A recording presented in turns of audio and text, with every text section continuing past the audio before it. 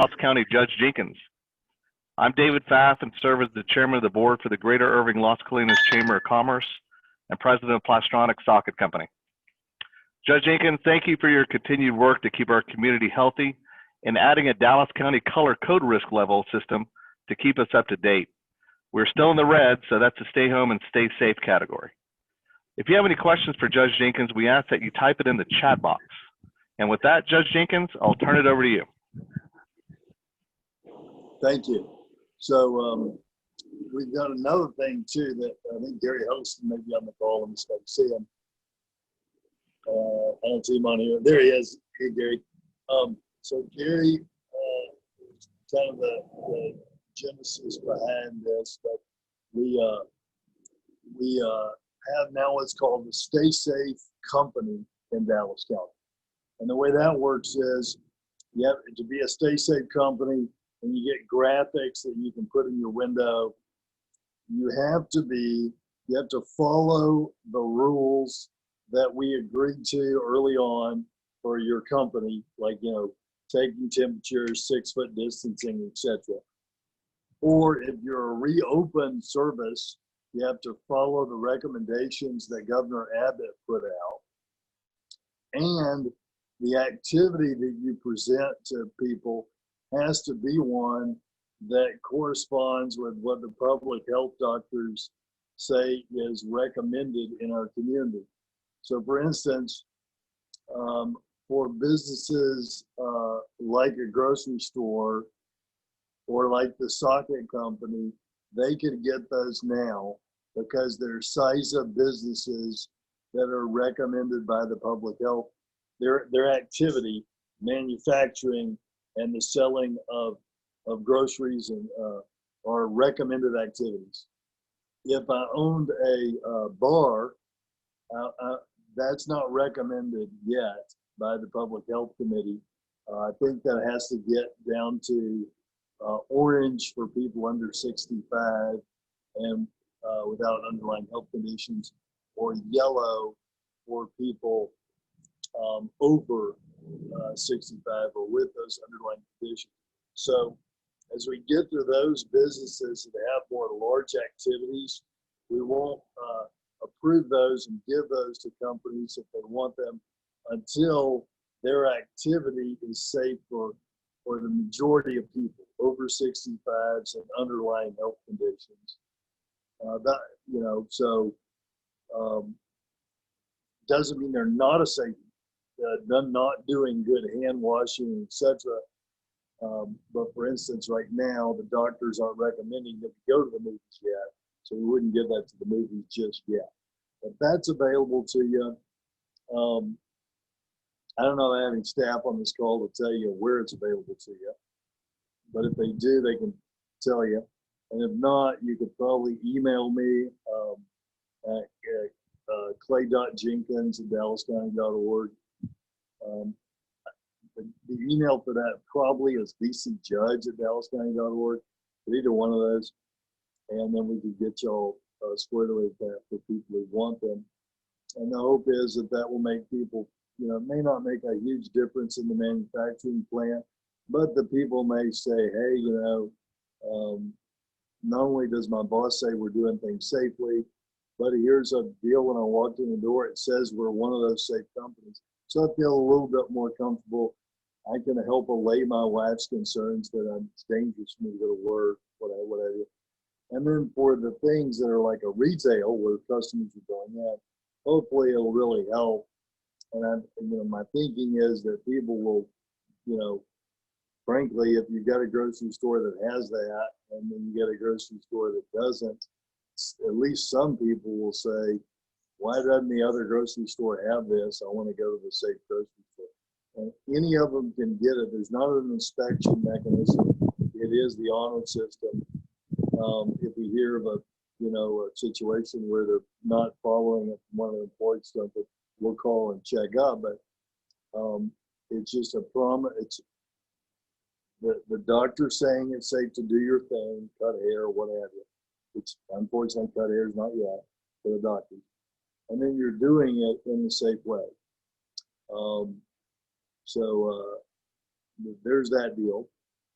A lot of people are downloading the color chart for activities. We've had tens of thousands of people do that. Hopefully that will continue. That is going to be the best way to keep our families safe. Things will continue to reopen, but for most of us, we want to know when it's safe. And the best people to tell us when it's safe are the medical experts who are experts in these fields, right? Epidemiology, and infectious disease, and public health. And so that's what the Public Health Committee is. It's the heads of those things at the biggest hospitals and Public Health Authority. I would caution, and everybody, by the way, I know everybody is saying that they have scientists, right? I heard the president saying that he's talked to other scientists who don't agree with the CDC and Dr. Fauci and Dr. Birx. Well, here's my advice on that. Go ahead and listen to whatever scientist you want to, but make sure that that scientist is the chief of epidemiology, infectious disease, or public health anywhere. You can decide to go listen to one in Minneapolis, Minnesota if you want to, or listen to CDC, or listen to the local ones that wrote your color chart at Baylor and UT Southwestern. Because they're all going to say the same thing, right? For the people that study this sort of a deal, pandemics and infections and public health, they're all saying the same thing. Just as we wouldn't go to an oncologist to deliver our baby or an OB-GYN to cure our cancer, we want to be leery of putting our eggs in the basket for those of us who are on the internet, and taking our scientific advice from retired radiologists or pediatricians. Nothing wrong with radiologists or pediatricians, or pharmacists, retired pharmacists, but none of those folks actually have a degree in public health, epidemiology, or infectious disease. It should tell you something that there is, as far as I know, I haven't seen anyone that's not, there's unanimous agreement as far as what's going on and what's safe across the United States when it comes to those three specialties that actually know about epidemics, public health, and infectious disease. So I really, implore you to do that. As always is the case, last thing before I take questions, you've got leaders and they can call on you to do, so they can make rules up, they can call on you to do certain things, but ultimately it's the community that responds. And within that, the leaders in that community are the people on this call, right? The business leaders, the job creators. Your employees may grimace and grab about something, but they look up to you, they appreciate you, they listen to what you say. After all, you're the person that was smart enough to create the company that feeds their family. So it's very important what we both do as business leaders, but also what we help our employees to do. So giving them out the little red chart for them deciding how to spend their free time is one of the best ways to keep them from getting sick and bringing that back to your business and infecting their families. Family mamas, okay, because we all know who makes the decision when we go home, right? It's generally the matriarch. And so we can put this color chart in the hands of the matriarch, and she can look, right? Because she's getting hit with those kids every day. I want to go do this, I want to do that. But you can look at the color chart and you can see what they can and can't do. Your husband says, if he's like me, this is not my normal haircut. I'm ready to get a haircut, but mama can look at the color chart and tell them when it's safe to do so. So with that, the last thing I'll tell you, because somebody will probably ask me, I keep looking for any silver lining in the clouds here. And, we're hoping for the best, preparing for the worst. We have seen a slight decline in the number of cases each day from about a 250 high last week to around 225 this week. Unfortunately, what the doctors told me today is that is not evidence of a decline on the Open America or on their deal. Their deal is about hospitalization, ICU admissions, and deaths. And they say, one, the case decline is not statistically significant, and it's only been 4 days and not 14 days. So they're tempering my enthusiasm for that.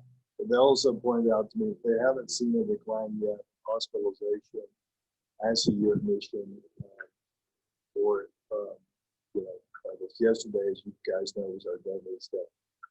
But it's really up to you. Whether we balloon up like the UT Southwestern study last week said, that if we stay where we are now, if we stay at 60% compliant, some people doing a great job, some people not, doing a lick, and then a lot of people in the middle. If we stay at 60%, they're saying we'll have 800 new cases a day by July. We were at 72% before the reopening of I think 72% when we just had retail to go. And then it started reopening businesses, we dropped to 60. Now with bars and day camps, and I can't even remember all the things that were on the list for Monday, but it's really going to be hard even to hold it at 60. But again, it gets down to your decisions, each of our decisions, and how well we do with that. That'll tell the tale as to whether we have, we come out of this, we keep our consumers coming to our shops, and we have, a recovery, or regardless of what the governor does, or any elected official does, if you start seeing those cases going through the roof and a bunch of people dying, people just aren't going to be frequenting businesses, and consumer confidence is going to get hammered. So it's really up to us for for public safety, but also for the survival of our businesses and for being able to still be the job creators that take care of those families. But everyone make these good choices so we sustain this recovery as it gets opened up and don't have it blow up in our face. With that, I'll take any questions you may have. Great, thank you, Judge. And I also put a link in the chat bar to the charts. If you could all print those out and share them, it's a really good chart for the safety of Dallas County and the safety for your businesses too of activity levels. So once again, we're in the high community risk for transmission, red still. Judge, what's the metrics for taking us down to orange or yellow or green? So you gotta have 14 days of decline to get down a level. And that is decline. There's three metrics for decline: deaths, ICU admissions, and hospital. Can't remember if it's admissions or if it's the beds that are filled, but COVID beds basically. And so those generally go all together. I did ask the question, what if 2 go down and 1 go up? And they said, well, we'd have to look at that, but that would probably get you to a different level. But remember, conversely, let's say we're down at orange or yellow and we see that spike, UT Southwestern model turns out to be right, and you're up at 800 cases, well, obviously you'd be back at red. So the goal is to have a nice descent, right? To maybe start declining now. We're at that plateau of cases, hopefully about to start that decline, so that, in 2 weeks, if the decline started today, right, in 2 weeks, then people who are not over 65 and underlying health conditions, and also, guys, you don't have that person in your home that you're taking care of, right? Then you can go get that haircut, that nail salon visit, that, margarita and plate of enchiladas, all those things. And then 14 more days, and then so can the over 65-year-olds. And also when you get to 14 more days, yellow, we can plan those vacations. They've got some kind of ideas that I hadn't really thought of it. They're real common sense ideas around how not to get sick on your vacation. But you plan those leisure activity vacations and things there. And you get 14 more days, and this is assuming, of course, you don't have a big jump or something. Then you're at the new normal, essentially as close to what it was like before this, with the understanding that we don't have a vaccine yet. So we're still social distancing when possible. We're still wearing a face covering in certain settings, but all of our options are back on the table. We're going back to church, etc. We have a great question from Karen Cooperstein. What can we do to educate people and convince them to keep others safe and wear their masks since we can't mandate it?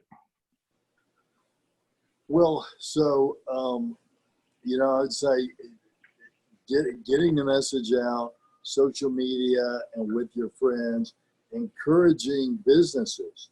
So, as business leaders, you've got some businesses like Costco, for instance, that require you to wear a mask. And you've got other businesses that maybe do nothing at all. And then you got people in between that are like reminding you, but letting you shop anyway. So as business people, we can do quite a bit. We can hand out masks to people who don't have them, although that can be expensive. We can warn people and even refuse to check them out if the business chooses to. We can, I've heard of one business that said, look, if you don't want to wear your mask, then we'll do curbside with you as our time allows. But for faster service, go get your mask. Most people, if with a little cue, will wear it in the business. Then on social media, there are, I think I might have tweeted out the other day something from a lot of television personalities that Toyota did. But there are all sorts of PSAs. I know Dirk, I was talking to Dirk Nowitzki the other day. He's going to do one for us. It's not done yet. But a lot of people are doing these PSAs. Push those out, about the mask. And I think the message, Karen, is don't think of the mask as an impingement on your personal liberty, but as a quintessential American trait of kindness and sacrifice for the community good. So when people think of it as David and Karen's mask protects Clay, so it's only fair that Clay should wear a mask to protect David and Karen, it flips the narrative from Big Brother telling you have to wear a mask. And what they're telling me, I had a psychologist, read an article from a psychologist about what goes on in the minds of these folks who won't wear masks. And, it's a deep-seated deal, right? As mammals, we don't want to show weakness. And when I wear a mask, I'm saying, I'm recognizing this danger. And so they're kind of their reptile brain, the deepest recesses of their brain that we share with other animals says, don't show weakness. Then you overlay other, learned things, biases, whatever. But if we can flip that switch, I think most people will wear the mask. They just need to learn that it's a really important safety thing. And you're seeing more and more, the governor's getting it now. Others are getting it. That it's the best way for us to succeed is to get people to do it.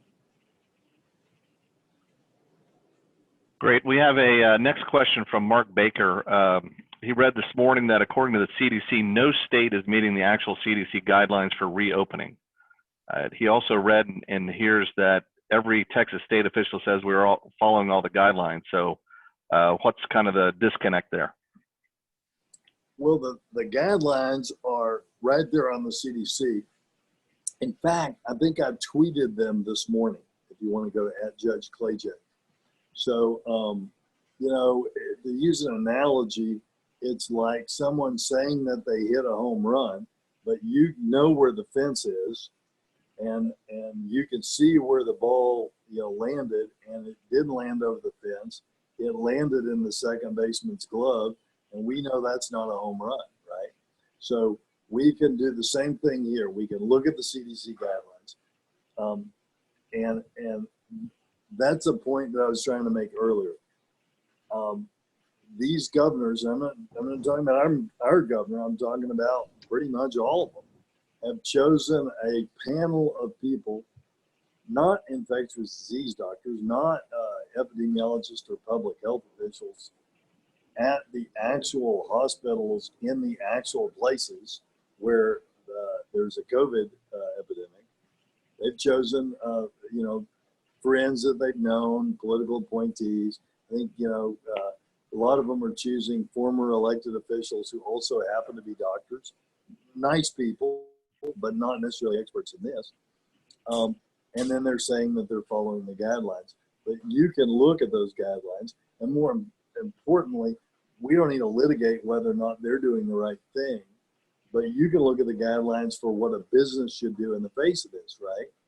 So you may decide with your particular business, for instance, if your business is a service business where your folks could still commute from home, and it'd be better if you had those in-person meetings and you kind of miss that, and your kids are driving you crazy and you enjoy your office atmosphere. But if you look at that CDC guideline, or you look at the local guidelines, and by the way, the doctors are working with I can't say they're working with the CDC because the CDC is not supposed to work. Our doctors here locally will have a document that mirrors the CDC's with the facts on the ground here, and has some tips, recommendations for business. But for instance, let's say you've got a small consulting or law firm. You can look and see whether it would be better to bring people back in and see those clients face to face, or whether it would be better to keep doing that on Zoom.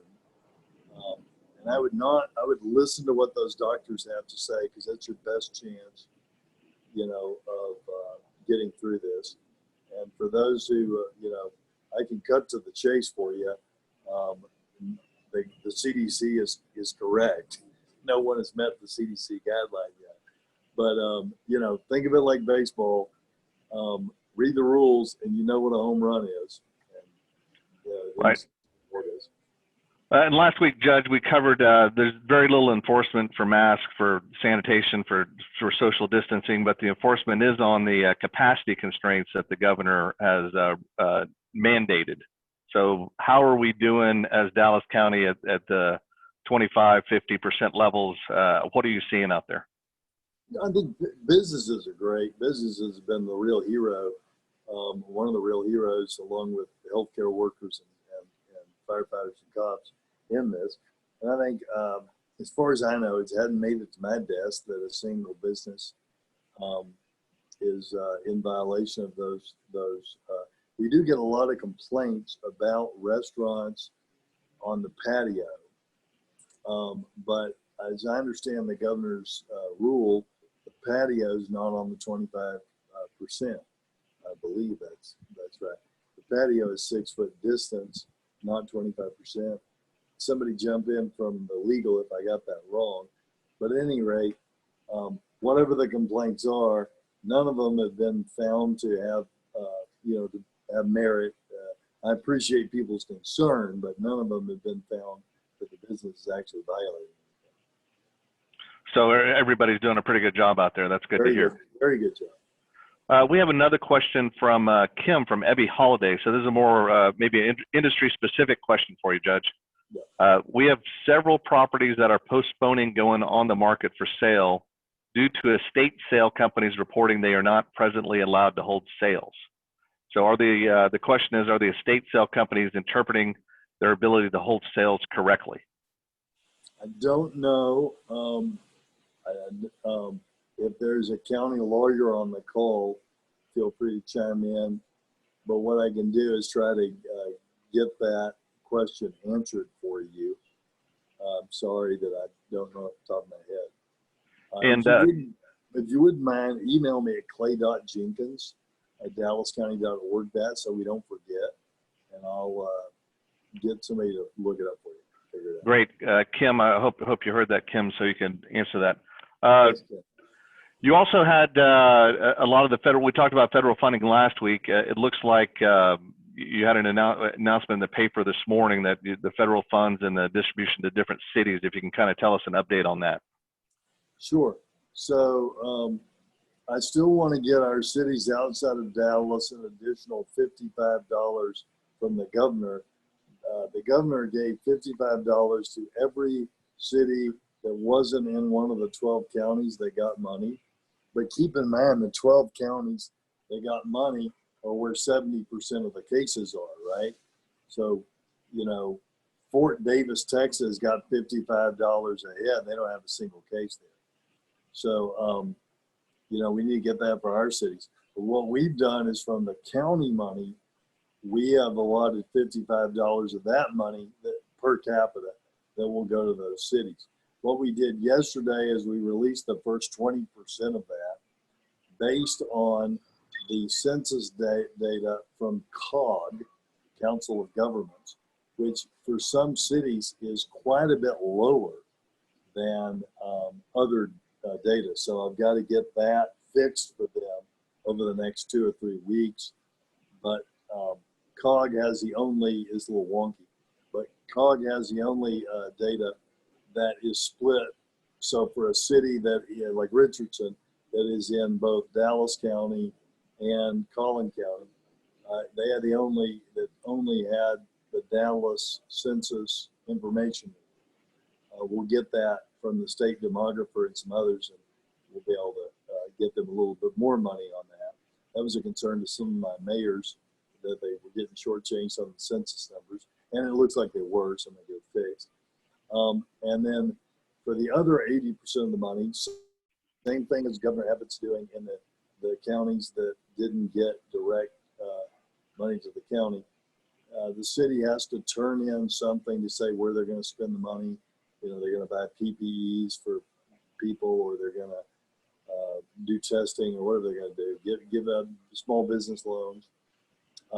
Then we run that past the Inspector General of the Treasury, because there's a clawback provision if anybody spends the money wrong.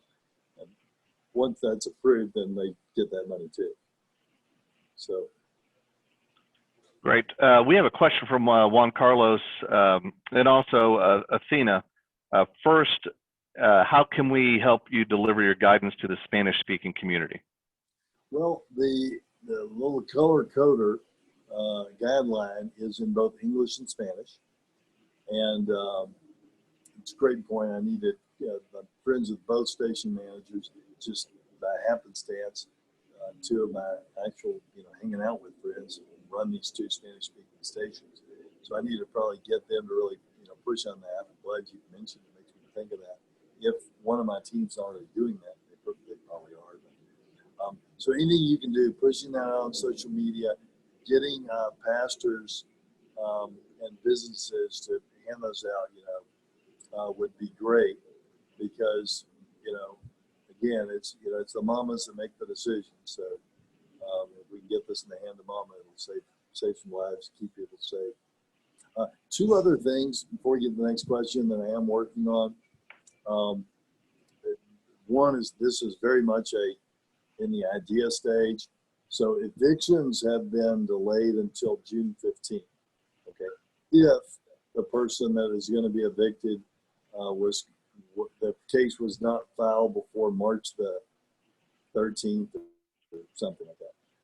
That being the day when COVID started, right?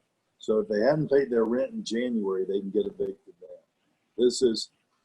I would actually be a little bit more aggressive, because I'm trying to keep people in their homes a little bit longer until we can see that decline start to happen. But this is an agreement I had to work out with all the justices of the peace to get them to agree to something. So what we're going to try to do there, I know some of you may be landlords, is I'm going to try to put together a fund for landlords as we begin this eviction process, whenever that starts back up.